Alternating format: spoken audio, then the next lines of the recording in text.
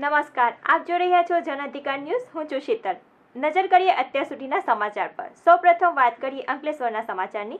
તો અંકલેશ્વરમાં વાલિયા ચોકડી પાસે લશ્કરી બસ અને ટ્રક વચ્ચે ગંભીર અકસ્માત સર્જાયો હતો, જેમાં રાહદારીઓ અડફેટે આવી જતા એક મહિલા સહિત 4 વ્યક્તિઓના કમકમાટી ભર્યા મોત નીપજ્યા હતા. અંકલેશ્વરની વાલિયા ચોકડી ઓવરબ્રિજ નીચે વાલિયા તરફથી આવતી ખાનગી કંપનીની લશ્કરી બસ નંબર GJ1621180 અને અંકલેશ્વર તરફથી આવતી ટ્રક નંબર AP09Y4505 વચ્ચે ટક્કર થતાં લશ્કરી બસના ચાલકે સ્ટીયરિંગ પરનો કાબુ ગુમાવ્યો હતો, જેમાં વરસાદને કારણે ઓવરબ્રિજ નીચે ઉભેલ એક મહિલા સહિત 4 ઈસમો અડફેટે આવી ગયા હતા. આ ચારેયને ગંભીર ઈજા થતાં ઘટના સ્થળે જ કમકમાટી ભર્યા મોત નીપજ્યા હતા, જેમાં અન્ય 2ને ગંભીર ઈજા થતાં તત્કાળ સારવાર અર્થે હોસ્પિટલમાં ખસેડાયા હતા. આ અકસ્માતની જાણ GIDC પોલીસને થતાં પોલીસ તાત્કાલિક ઘટના સ્થળે દોડી આવી તપાસ પ્રક્રિયા હાથ ધરી હતી. હું વાલિયા ચોકડી પર અહીંયા આગળ કંપની માટે બસમાં અહીંયા આગળ ઊભેલો, એમાં બસ આવી ગઈ ફૂલ ઝડપે અને ટ્રક વચ્ચે એક્સિડન્ટ થયું છે. એમાં અમારી જ કંપનીના એટલે કે ગુજરાતી એગ્રોકેમના 2 આદમી એક્સપાયર થઈ ગયા છે અને બીજો એક અધર વ્યક્તિ જે રોડ પર મતલબ કે ફૂટપાથ પર સૂતો હોય તે વ્યક્તિ એક્સપાયર થઈ ગયા છે અને 2 જણને ઘાયલ થયા છે. આ અકસ્માતના પગલે ટ્રાફિક જામની સમસ્યા સર્જાવા પામી હતી. ધર્મેશ પટેલ, જનઅધિકાર ન્યૂઝ, અંકલેશ્વર. આઝાદી પર્વની ધામધૂમથી ઉજવણી કરી, પરંતુ મૂંગા પશુઓ આજે પણ આઝાદી માટે તલસી રહ્યા છે. કામરેજમાં વધુ એક પશુ ભરેલ ટ્રક મળી આવતા ચકચાર મચી જવા પામી છે.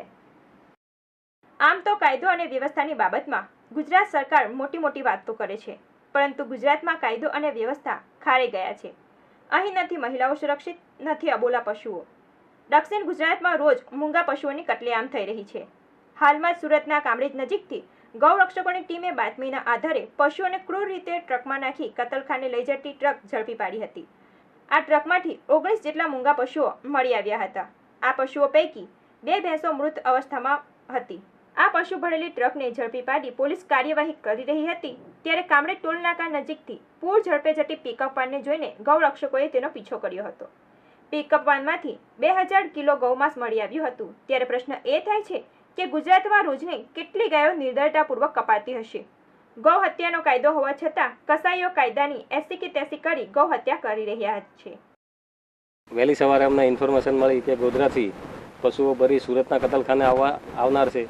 એ બાતમીના આધારે હું તથા અમારા સુરતના ગૌરક્ષક ગૌતમભાઈ, કૌશિક રાણા, વૈભવ વગેરેઓ વોચ ગોઠવી કામરેજ ટોલનાકા ઉપર ઊભા હતા. એ દરમિયાન એક આઈસર ટેમ્પો આવતા જેનો નંબર GJ6XX1014 એમાં એને રોકી તપાસ કરતા એમાંથી 19 જેટલા પશુઓ મળી આવેલા હતા અને એવી હાલતમાં બાંધેલા હતા, એકદમ ઠસોઠસ ટૂંકા દોરડા વડે ઘાસચારો પાણીની સગવડ હતી નહીં અને એકની ઉપર એક થપ્પી મારેલી હતી. આ પરિસ્થિતિને જોઈ અમે ટેમ્પો પોલીસ સ્ટેશન લઈ આવી કાયદેસરની ફરિયાદ કરેલી છે. આ ફરિયાદ કરતા હતા એ દરમિયાન બીજી એક ગૌમાંસની ગાડી પૂરપાટ ઝડપે જતી હતી અને દાદા ભગવાનના મંદિર પાસે કોઈક રાહદારી જોડે અકસ્માત કરી અને ડ્રાઈવર ભાગી છૂટ્યો. જેવી અમને ખબર પડી એટલે તરત જ પોલીસને સાથે લઈ જઈ એ ગાડીને પણ પોલીસ સ્ટેશન લઈ આવેલા, જેમાંથી ઓછામાં ઓછું 2000 થી 2500 કિલો જેટલું ગૌમાંસ મળી આવેલું છે. ગુજરાતમાં ગૌ હત્યા ઉપર પ્રતિબંધ છે. ગુજરાતમાં 2011-12થી કાયદો છે કે ગાયને કોઈ કાપે, ગૌમાંસ કોઈ વેચે એને ₹1 લાખ દંડ અને 7 વર્ષની સજા છે. પણ આજ સુધી સરકાર તરફથી કે કોઈ કોર્ટ તરફથી કોઈને સજા થઈ નથી. આજે સ્વતંત્ર દિવસ છે, 15મી ઓગસ્ટ છે. બધા પોલીસ કર્મીઓ, રાજનેતાઓ બધા રાષ્ટ્રધ્વજ ફરકામાં વ્યસ્ત હતા. એ લાગ જોઈ અને ખાટકી લોકોએ આ કામ કરેલું હોય એવું અમને લાગે છે. 15મી ઓગસ્ટ હોય, તમામ માણસો અલગ અલગ સ્વતંત્ર દિન હોવાથી અલગ અલગ જગ્યાએ મામલતદાર ઓફિસ તેમજ સ્કૂલોની અંદર સલામીનો પ્રોગ્રામ રાખવામાં આવેલ. તે દરમિયાન વાવ દાદા ભગવાન મંદિર પાસે ગૌમાંસ ભરેલી પિકઅપ વાનના ચાલકે એક સ્વિફ્ટ ગાડીવાળાને અડફટમાં લેતા તેઓ પોતાનું વાહન હાઈવે ઉપર મૂકી નાસી ગયેલ. તે બાબતે કોઈએ 100 નંબર ઉપર ફોન કરતા PCR વાહન તાત્કાલિક ત્યાં જઈ તપાસ કરતા તે પિકઅપ વાનની અંદર ગૌમાંસ ભરેલ હોય એવો હકીકત જણાય આવેલ. તો તે તાત્કાલિક તે પિકઅપ વાનને પોલીસ સ્ટેશન ખાતે લઈ આવેલ. FSL અધિકારીઓને જાણ કરી FSL અધિકારીને ચકાસણી માટે બોલાવી લીધેલ છે અને તેઓનું સર્ટિફિકેટ આવે છે આગળની કાર્યવાહી કરવાની. તજવીજ ચાલુ રાખેલ છે. કામરેજ પોલીસ મથકે 2 કસાઈ 2000 કિલોના ગૌમાંસ સાથે પકડાયાની સાંઈ હજી સુકાઈ નથી. ત્યાં ફરી માંગરોળ પોલીસે બાતમીના આધારે લુવાડા ચોકડી નજીકથી શંકાસ્પદ હાલતમાં પસાર થતો ટેમ્પો અટકાવી તપાસ કરી હતી, જેમાંથી 13 જેટલા વાછરડા મળી આવ્યા હતા. આ વાછરડાને લઈને જતા 3 ઈસમો પૈકી 2 ભાગી છૂટ્યા હતા, જ્યારે એકની પોલીસે ધરપકડ કરી છે. વહેલી સવારમાં હું તથા પોલીસ સ્ટાફના માણસો સાથે પેટ્રોલિંગમાં હતા અને લુવારા ગામ ચોકડી પાસે અમે વાહન ચેકિંગ કરી રહ્યા હતા. તે દરમિયાન એક આસરમાં રોડથી ચોકડી તરફ જે રોડ આવે છે ત્યાં આગળથી સામેથી એક પિકઅપ વાન આવેલી અને તે વાનને અટકાવીને અમે તપાસ કરી તો અંદર 8 વાછરડા અને 5 વાછરડી ભરેલી હતી, જે એવી રીતે બાંધેલા હતા કે પ્રાણી ક્રૂરતા એકદમ પાપને પણ બીક લાગે એટલી ખરાબ રીતે એ લોકોએ બાંધેલા હતા, જેથી અમે એ વાનને બાકીના 2 તોમતદારો ભાગી ગયેલ છે અને એક ડ્રાઈવર પકડાઈ ગયેલ, તે અત્યારે પોલીસ સ્ટેશન લાવેલા છે. જે 8 વાછરડા અને 5 વાછરડીની કુલ કિંમત 41,500 રૂપિયા થાય છે તથા પિકઅપ વાન કબજે કરેલ છે અને ગુનો રજીસ્ટર કરી આગળની કાર્યવાહી કરેલ છે. તપાસ ચાલુ છે. આ લોકો જંખવાવથી કોસાડી લઈ જવાના હતા. સ્વાતંત્ર્ય પર્વની ધૂમધામથી ઉજવણી કરી, પરંતુ આ મૂંગા પશુઓને સરકાર ક્યારે આઝાદી અપાવશે તે જોવું રહ્યું. જન અધિકાર ન્યૂઝ માટે કામરેજથી નિર્મળ પટેલ અને મહેન્દ્ર પટેલનો રિપોર્ટ. જેલના સળિયા પાછળ હોવાથી ગુનાહિત પ્રવૃત્તિ અટકતી નથી. ભરૂચ સબ જેલના કેદીએ હવાલદારના નામે માંગી 10,000 રૂપિયાની લાંચ. ભરૂચ સબ જેલના કેદી બેચરભાઈ પટેલના પત્ની ભાનુબેનને સબ જેલમાંથી અન્ય એક હત્યાનો આરોપી જગદીશ કટારિયા હવાલદારના નામે ભાનુબેનના પતિને સબ જેલમાં માર નહીં મારવા તેમજ સગવડ આપવા માટે રૂપિયા 10,000ની માંગણી કરી હતી, જેમાંથી રૂપિયા 5,500ની ચૂકવણી થઈ ગઈ હતી. આ બાદ વધુ 4500ની માંગણી થતાં ભાનુબેને વડોદરા એસીબીમાં ફરિયાદ કરી હતી, જેના પગલે ભરૂચના જાડેશ્વર રોડ પરના વિનાયક કોમ્પ્લેક્સ પાસે લાંચના રૂપિયા લેવા જગદીશ કટારિયાએ મોકલેલ ખાનગી વ્યક્તિ ધર્મેશ બારિયા એસીબીના છટકારમાં રંગે હાથ ઝડપાઈ ગયો હતો.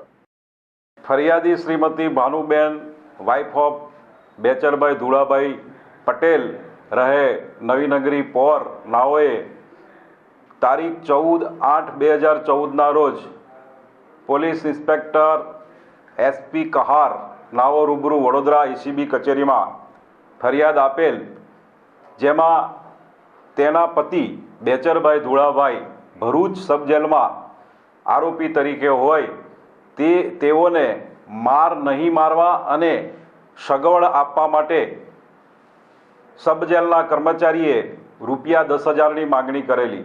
જે માંગણી અનુસંધાને પ્રથમ રૂપિયા 5500 શંકરભાઈ નામના વ્યક્તિએ મેળવેલ અને ત્યારબાદ રૂપિયા 4500 બાકી હતા. જે માંગણી અનુસંધાને સબજેલના કર્મચારી એ રૂપિયા 4500ની માંગણી કરેલી.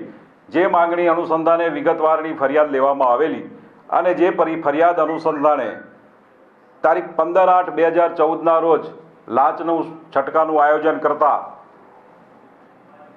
આરોપી શ્રી જગદીશભાઈ કરશનભાઈ કટારિયા તથા શ્રી ધર્મેશભાઈ તુલસીભાઈ બારિયા નાઓએ લાંચની માગણી કરેલાની હકીકત જણાયેલ, જેમાં જગદીશભાઈ કટારિયા હાલમાં સબ જેલમાં છે અને ધર્મેશભાઈ તુલસીભાઈ બારિયા લાંચ લેતા જાડેશ્વર ચોકડી પાસે પકડાઈ ગયેલ છે. જે અંગે પોલીસ ઇન્સ્પેક્ટર કહારનાએ કાયદેસરની કાર્યવાહી કરેલ છે. હાલમાં અમો આ અંગેની વિગતે તપાસ કરી રહેલ છે. સર, જે આરોપી છે તેણે પોલીસ કર્મચારીના નામથી લાંચ માંગી હતી.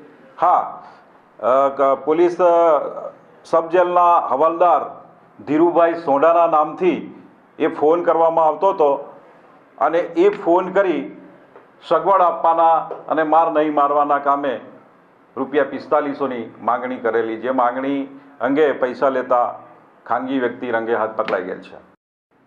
ભરૂચ સબ જેલના કેદી જગદીશ કટારિયા તેમજ ધર્મેશ બારિયા વચ્ચેના સંબંધ તેમજ ફોન ક્યાંથી આવ્યા વગેરે જેવા પ્રશ્નો પોલીસની કામગીરી પર ઊભા થયા છે. સચિન પટેલ, જન અધિકાર ન્યૂઝ, ભરૂચ. સસ્તામાં સોનું આપવાની લાલચ આપી મુંબઈના એક વેપારીને ઠગનાર ટોળકી પૈકી વધુ એક ઠગને પોલીસે ઝડપી પાડ્યો છે. 23 લાખમાં 1 કિલો સોનું આપવાની લાલચ આપી મુંબઈના એન્ટિક વસ્તુઓના વેપારીને અંકલેશ્વર બોલાવી છેતર્યો.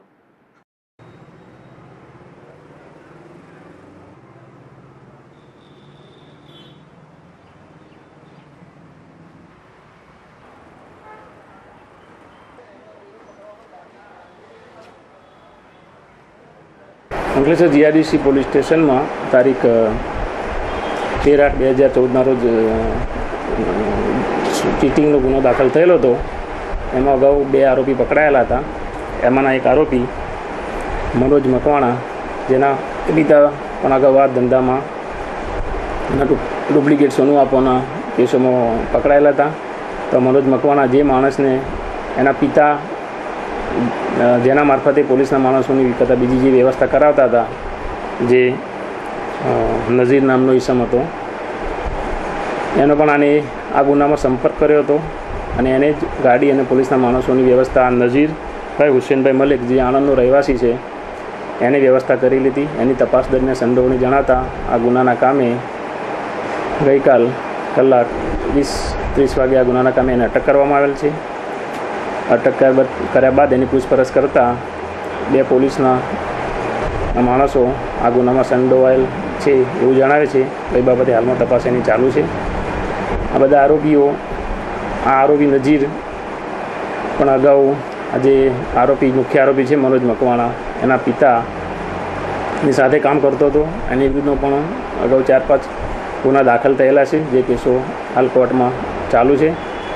અને આ બધા આરોપીઓ ભેગા થઈ અને માલેગાંવ, નવાપુરા મહારાષ્ટ્રમાં તથા વડોદરા તથા ડહાણુ બોમ્બે પાસે, વેણી મહારાષ્ટ્ર, દમણ વગેરે જગ્યાએ પણ આ ગુના કરેલા હોવાની જણાવતા હોય. એની તપાસ હાલમાં ચાલુ છે. સમગ્ર રાજ્યમાં મહિલા સશક્તિકરણ પખવાડિયાની ઉજવણી થઈ રહી છે, ત્યારે આમોદ ખાતે યોજાયેલ જિલ્લા કક્ષાના ધ્વજવંદન કાર્યક્રમ માટે ગયેલ ગ્રામ્ય રક્ષક દળની બહેનોને અપમાનજનક વર્તન સહન કરવું પડ્યું. રાજ્યના ગૃહમંત્રી રજનીકાંત પટેલના હસ્તે આમોદ ખાતે યોજાયેલ જિલ્લા કક્ષાના ધ્વજવંદન કાર્યક્રમ માટે 40 જેટલી ગ્રામ્ય રક્ષક દળની બહેનોને 14મી ઓગસ્ટની સાંજે આમોદ લઈ જવામાં આવ્યા હતા, જ્યાં જમવા અને રહેવાની વ્યવસ્થા યોગ્ય ન હોવા સાથે ત્યાં મહિલા પોલીસકર્મી દ્વારા અપમાનજનક વ્યવહાર થતા વ્યથિત થયેલ ગ્રામદળ રક્ષણની બહેનો પ્રથમ જિલ્લા પોલીસ વડાની કચેરી ખાતે જઈ રજૂઆત કરતા ત્યાં તેઓની રજૂઆત ન સાંભળતા તેઓ જિલ્લા કલેક્ટરના નિવાસસ્થાને પહોંચી ન્યાયની માંગણી કરી હતી. આજે હું અંકલેશ્વર શહેરમાં જીઆરડી ગામ રક્ષક દળમાં હું કામ કરું છું અને મારી ફરજ બજાવું છું અને સરકારને સેવા કરું છું, બરાબર.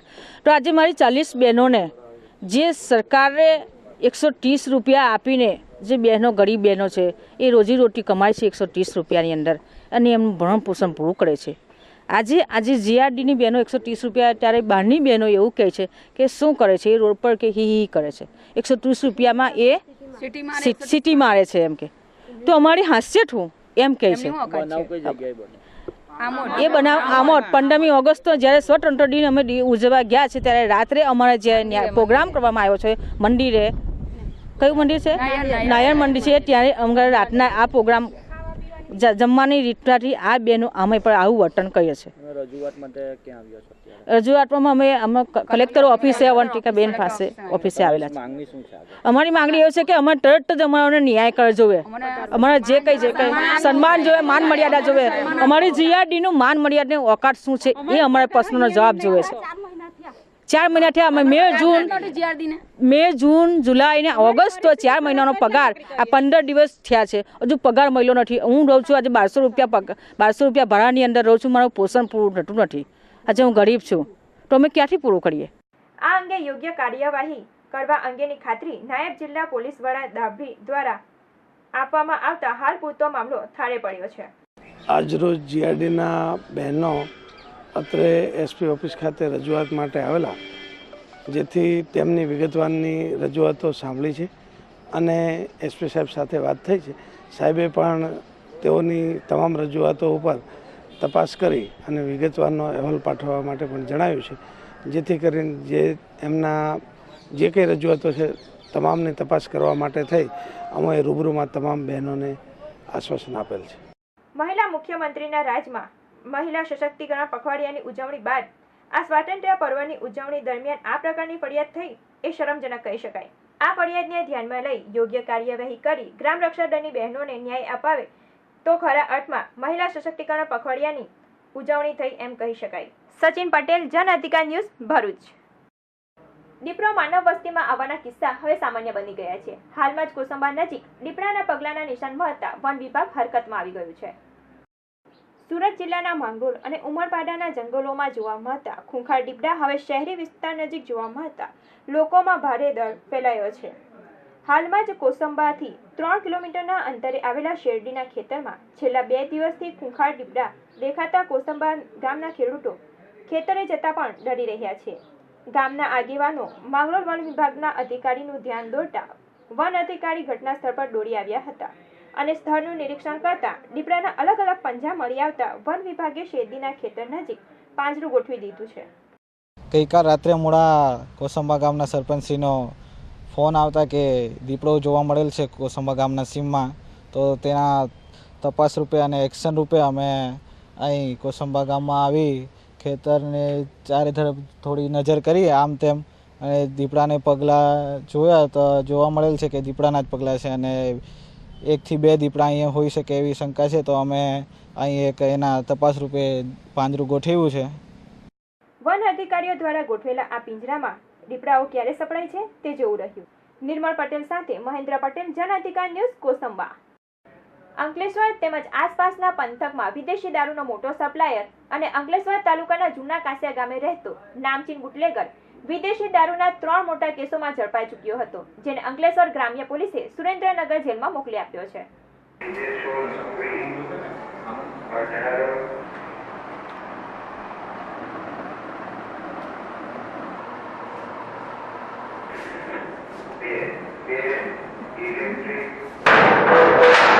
વૈભવી જીવનમાં રાજતા એમએલએ તો તમે ઘણા જોયા હશે, પરંતુ ક્યારેય વનવાસી જીવન જીવતા જોયા છે? નથી જોયા? તો ચાલો આજે અમે તમને આવા જ એક એમએલએનો પરિચય કરાવીએ છીએ. ભરૂચ જિલ્લાના સંપૂર્ણ આદિવાસી વસ્તી ધરાવતા ઝઘડિયા તાલુકાના 2 ટર્મ ઉપરાંત ધારાસભ્ય રહી ચૂકેલા માજી ધારાસભ્ય રેવાદાસ વસાવા એક ગુમનામીની જિંદગી વિતાવી રહ્યા છે. એક ભાંગેલા તૂટેલા ઝૂંપડામાં રહી એકલવાયુ જીવન ગુજારી રહ્યા છે. આજના વૈભવી ઠાઠ અને જાહો જલાલી ભોગવતા ધારાસભ્યોને બોધપાઠ આપતા ઝઘડિયા તાલુકાના માજી ધારાસભ્ય રેવાદાસજી લીમજી વસાવા ગાંધી વિચારધારાને વળેલા છે. તેઓ પાસે પોતાની જમીન હોવા છતાં એક વનવાસી જેવું જીવન વિતાવી રહ્યા છે. હું 17.5 વર્ષ ધારાસભ્ય રહ્યો. એ હું કાંટીપાડાથી નીકળું તો નેત્રંગ ચોકડી પર જઈને ત્યાંથી બસ પકડું અને બસમાં જતો અને બસમાં આવતો.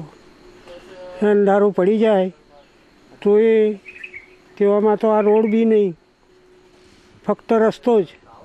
રસ્તે હું મારા ઘેર જતો. તમે કેવું જીવન ગાળો છો? હું આદિ જીવન જેવું જ માનો ને.